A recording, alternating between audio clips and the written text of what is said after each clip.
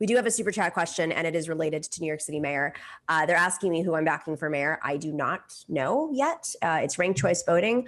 I personally think that there are a lot of problems with the field, I'll say, not with all the people. I think some of the people are extraordinary. I think the city is facing something that we don't even have, we haven't registered, because they're just pushing everything, the can down the, what's that line? Just pushing the can away. Kicking the can. Kicking the can. Like, let's kick the can. Kick it, kick the can. Push it. Yeah. Don't push it, kick the can. And because of that, like, we don't have a deep-rooted understanding of like how bad the housing crisis is. We have some numbers. We know 30,000 people left Queens in 2020. I'm sorry, just Long Island City and Astoria in 2020.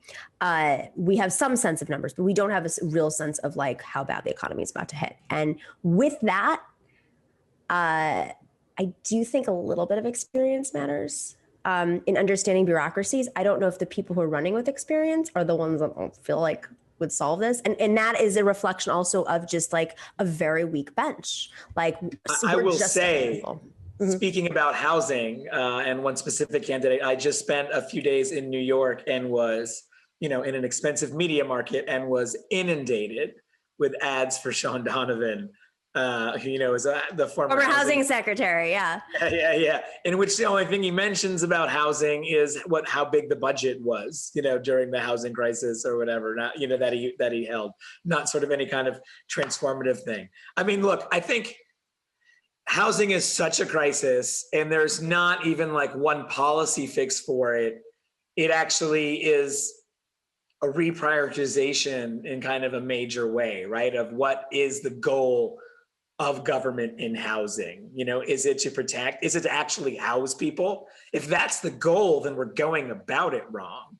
Like if our goal is to sort of police people and make sure landlords get theirs and et cetera, then there is a system that can be tinkered with. But as it is now, we sort of don't have a housing policy. We have like a people problem, which is where do we stick people? So I think just even redefining what the problem is at the beginning of it. And so we need, in all of our major cities, and I think especially New York needs, somebody with a deep understanding of how to like transform. Often you and I have our semi-fun talks about machine politics and stuff. We need one of these people who knows how to actually pull all the levers of power. Somebody who knows how it functions as an animal, as an organism, to know not what people do and why, and not what people do, but why they do it, so that the players can find those same needs in other tasks and other things, not just to shuffle things around and say we have different priorities now. No, imagine the raw talent of Andrew Cuomo with morals. It is why I think for even all the other problematic things he has on issues and stuff, it's why I do think Andrew Yang is not a great choice. Okay, so thank you. I'm so glad you just brought this up. He does not walk in knowing what a single lever of power is, except for, communication skills online, which are not nothing, but which are not going to like help transform a sanitation department, into working with a housing authority, into working with a school system, into working with a foods program. I mean, come on. I can tell you one thing. If Andrew Yang is elected mayor, he will be impeached. This is me 100% predicted. It'll absolutely happen. You can quote me on it. And I say this because the crises we're about to face are so the MTA is in absolute disarray. We have a NYCHA housing problem. We have lead crisis still in NYCHA housing. I mean, I ran for public advocate. I'll go through the list of all the things. We have a CUNY crisis. CUNY is severely underfunded. We're still owed back money for our public schools. Mayor de Blasio, the complaints that people make about Mayor de Blasio being a bad manager, and I think that's very valid, it'll make him look like he was Ed Koch running around the city and taking credit for everything. That's how Mayor de Blasio is going to look compared to Andrew Yang. Andrew Yang literally does not know some very basic things about New York City when he's interviewed. And that, I don't care who you hire, who you bring on board, the buck stops with the mayor, as we know with de Blasio. De Blasio has a great group of people working for him, by the way. I mean, all of them have some people that are, but a great group of people working for him. And the buck stops at the mayor. I don't know. I mean, how do you feel? Like, yeah, no, I feel he has a certain kind of aw shucks nature that people like when he's a candidate that would become extremely unattractive as an executive on any level. You know, like he's somebody who's like you don't want the kind of, a lot of folks attracted to politics, people who can't admit they don't know something, maybe bluster, maybe bluff. But then when you see someone who doesn't do that at all, you're like, oh, a little bluster, a little bluff. I need a little of that. Just give me a soup son of that on top. Please lie to me. Lie to me. Yeah, because I do want to feel like you know more than me about something. Well, that was the appeal of just to go back to Andrew Cuomo, you know, during the crisis. I remember when he first started doing the press conferences every day, the Cuomo hour, whatever it was. Smart.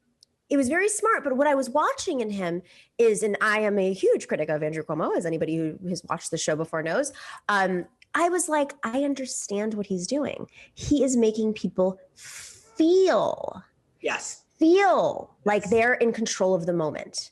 And we all know is a bunch of smoke and mirrors. Let's talk about this for a sec. Exactly what you're describing is that process unfolding is a feeling. It's an emotion.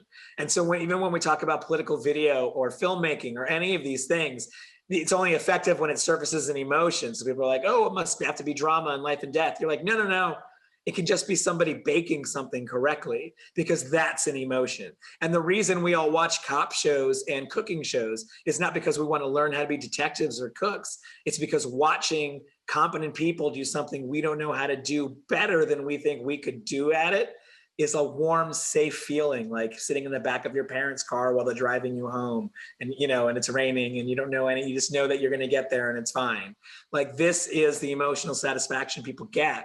And it's why they even have this sort of kind of start getting daddy issues with like Cuomo, like as the thing goes on, because that's the emotions that it comes through. It's process being sold as feeling. It's Law and Order Special Victims Unit. It's all the same thing. Yeah. That's fascinating. I never thought about it from that perspective. But yeah, I mean, he was, and it worked on a lot of people. People I know that despise him were like, but at least he's handling this pretty well. And sure enough, that proved to be, but that's how sophisticated he is. During those press conferences, during the lockdown, there were people who actively, vocally have opposed Andrew Cuomo who were like, he's actually doing a decent job right now. Except for this, right? Yeah, but okay now. Yeah, but oops, that's not true. What a lie. Yeah. That's how good we all hit refresh and we're like, oh, he's still there. And now more of them's here now. We didn't know about this layer of Andrew Cuomo. Yes, New York City politics and state politics never, it's hard to believe that like 10 years ago was Elliot Spitzer. It's hard to believe that like Alan Hevesy was in jail. No, people don't even know who these names are now. They're like, Alan who? Alan Hevesy went to jail. Shelley Silver, the last product of the Tammany Hall machine, is still like bouncing around from jail to jail. Dean Scalos, these are just like a few years ago. But if those folks didn't go down, it wouldn't have created this opening for basically this new iteration. Like Andrew Yang would have never even had a path had we not had all these corruption scandals of the early 2010s and mid 2000s. Yeah, and frankly, a once in a many generation, the equivalent of 1,000-year flood opportunity to actually bring order to the worst electoral law state in the country, and maybe allow New York to sort of reflect the values of its citizens a little more. And that's what I think will transform the Democratic Party, is when places like New York are allowed to fully express their politics instead of just being mired in this endless machine. 100%. Rip, blah, blah, blah, blah. So with that, everybody show up to Chuck Schumer's house and demand that he pressure Joe Manchin, because he is a New York politician. He is a product of a machine, and he does understand. Promise that you will write a handwritten note to AOC asking her not to primary him. That's it. Listen, she should say, I'm not primarying you, but I need something out of it. I'm going to need one more thing. One more thing. Oh, we should pressure AOC. AOC, tell Schumer, the only way you're not going to primary him is if he pressures Joe Manchin to stop being an effing dickhead. No offense to people who are dickheads. Yes. Thanks for watching and listening to The Nomiki Show. But remember to click like and subscribe on YouTube, and please share on social media. If you're not already a patron, please join us for as low as $5 a month on patreon.com/The Nomiki Show for early and special content. That investment makes a huge difference. We are not corporate media raking in the dough. It's really you guys that are keeping us going. So please consider being a patron. And to our current patrons, thank you so much. We are incredibly grateful to you. We also now have swag. So check us out on thenomikishow.com to get your mugs, your totes, and your stickers.